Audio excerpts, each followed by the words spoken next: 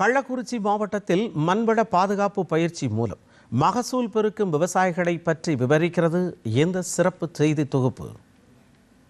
கள்ளக்குறிச்சி மாவட்டம் பரிந்தல் கிராமத்தில் சுமார் 5 ஆண்டுகளுக்கு மேல் சூழல் மற்றும் மண்வள பாதுகாப்பு மையம் செயல்பட்டு வருகிறது.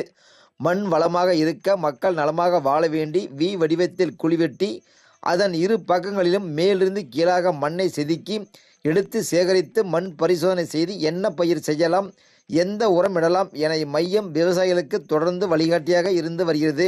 இம்மையத்தின் இயக்குனர் முனைவர் ரகுபதி மத்தியரசு கூறுகையில், ஒரு பொருள் நம்ம போட்டோம்னா இதை முளைக்க வைக்கணுமா இல்லை மக்க வைக்கணுமான்னு சிந்திக்கிறது மண்ணு தான். அதே மாதிரி மண்ணுக்கும் காற்றோட்டம் இருக்கு, மண்ணுலையும் நீர் சத்து இருக்கு. அதனால மண்ணும் ஒரு உயிருள்ள பொருள் என்று பல அறிஞர்கள் சொல்ற மாதிரி மண்ணுல மற்ற உயிரிகளையும் பெருக்க விடுது. இதே மற்ற நாடுகளை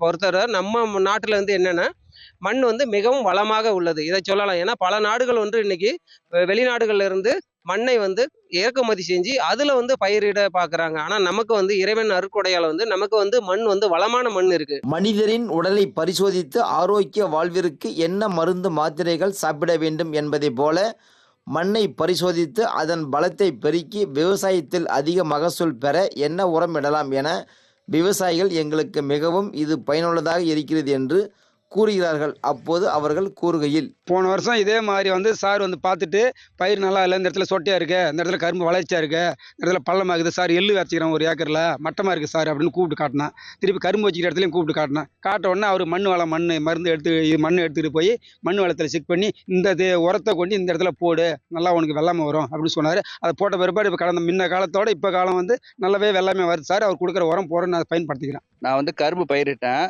அதில் லாஸ்ட்டாக இடும்போது பயிரிடும்போது சரியான முறையில் விளையல. அதுக்கப்புறம் பக்கத்து ஒரு பரிந்தல் கிராமத்தில் அக்ரி ஒருத்தர் இருக்கார். அவர்கிட்ட போய்ட்டு கேட்டோடனே மண் செக் பண்ண சொன்னார். அதுக்கப்புறம் அந்த மண்ணை செக் பண்ணி பார்த்தோடனே இப்போ பயிர் நல்லா வருதுங்க ஐயா.